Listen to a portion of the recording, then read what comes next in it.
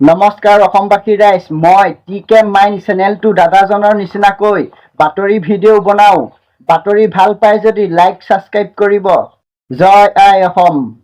প্ৰথমটো খবৰ, আজি যদি জুবিন গাৰ্গ থাকিলহেঁতেন, যান্ত্ৰণাত ভুগি থকা বানাক্ৰান্ত লোকসকলক দেখি ঘৰত সোমাই থাকিব পাৰিলেহেঁতেন নে? Heart of Zubeen Garg. ৰাজপথত হাত পাতি বান সাহায্য তুলিবলৈ ওলাই আহিলহেঁতেন জুবিন গাৰ্গ। কিন্তু বৰ্তমান সময়ত নাই জয়ন্ত হাজৰিকা আৰু নাই জুবিন গাৰ্গ। ক'ত হেৰাল জুবিনে গঢ় দি যোৱা তথাকথিত শিল্পী সমাজ? ভয়ংকৰ প্ৰাকৃতিক দুৰ্যোগৰ সময়ত, ৰাইজৰ বিপদৰ সময়ত সংগ দিয়াজনেই প্ৰকৃত শিল্পী। অসমৰ বানপানী পৰিস্থিতিৰ সময়ত মনলৈ অহা স্বনামতৈয় শিল্পী স্বৰ্গীয় জয়ন্ত হাজৰিকা সুবাহিনীৰ পাছত অনুৰূপ আদৰেৰে অসমৰ মানুহৰ বুকুত সোমাই পৰা নামটোৱেই হ'ল জুবিন গাৰ্গ। বানাক্ৰান্তৰ দুৰ্যোগৰ সময়ত ৰাজপথত হাতত দানপাত্ৰ লৈ সাহায্য তুলিবলৈ ওলাই আহিছিল জুবিন গাৰ্গ।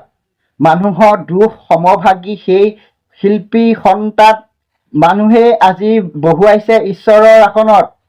শিল্পী হোৱা যে মুখৰ কথা নহয়, সেই কথা জুবিনৰ অৱৰ্তমান পদে পদে উপলব্ধি কৰিছে অসমবাসীয়ে। এইবাৰ বানপানীৰ বাবে তছনছ হৈ পৰিছে উজনি অসম। প্ৰলয়ংকাৰী বানপানীত অসমত এই পৰ্যন্তলৈকে মৃত্যু হৈছে ৬২ জনলৈ। বানপানীত সন্ধানহীন হৈ পৰিছে বহুত লোক। বানপানীৰ সময়ত মানুহৰ অনুভৱ জুবিনৰ সেই আদৰ্শ। পিছতো খবৰ, অসমৰ বান পৰিস্থিতি সন্দৰ্ভত প্ৰধানমন্ত্ৰী নৰেন্দ্ৰ মোদীয়ে টেলিফোন যোগে অসমৰ মুখ্যমন্ত্ৰী হিমন্ত বিশ্ব শৰ্মাৰ সৈতে বাৰ্তালাপ কৰে।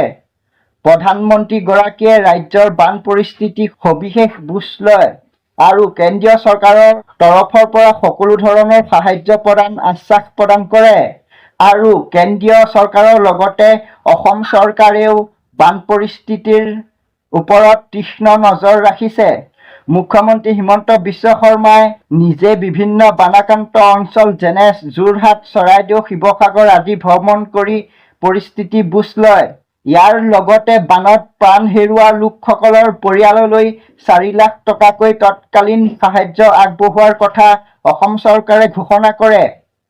পিছতো খবৰ, ডুবাইৰ পৰা মুস্তাক আনৱাৰ ডাঙৰীয়াই অসমৰ বানাক্ৰান্ত ৰাইজৰ বাবে ১ কোটি টকা সাহায্য বিতৰণ আৰু বদৰুদ্দিন আজমল ডাঙৰীয়াই অসমৰ বানাক্ৰান্ত ৰাইজৰ বাবে ২ কোটি টকা সাহায্য বিতৰণ আৰু ক্ষতিগ্ৰস্ত নামঘৰৰ পুনৰ্নিৰ্মাণৰ বাবে ২৫ লাখ টকা অনুদান আৰু লণ্ডনৰ পৰা হাফিজ বেৰিষ্টাৰ ইলিয়াছ আনছাৰীয়ে অসমৰ বানাক্ৰান্ত ৰাইজৰ বাবে ১২,৫০০ টকা সাহায্য বিতৰণ। পিছতো খবৰ, অসমৰ চৰকাৰী অৰুণোদয় আঁচনি সম্পৰ্কে শেহতীয়াকৈ এটা ডাঙৰ খবৰ।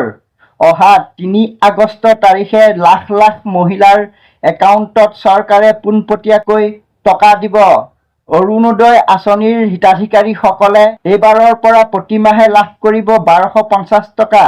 নতুন চৰকাৰৰ কাৰ্যকালত প্ৰথমবাৰৰ বাবে এই টকা প্ৰদান কৰা হ'ব আৰু চৰকাৰী ঘোষণা অনুসৰি প্ৰতিখন পঞ্চায়তত সৰু সভা অনুষ্ঠিত কৰি এই টকা হিতাধিকাৰীসকলৰ বেংক একাউণ্টত দিয়াৰ ব্যৱস্থা কৰা হৈছে।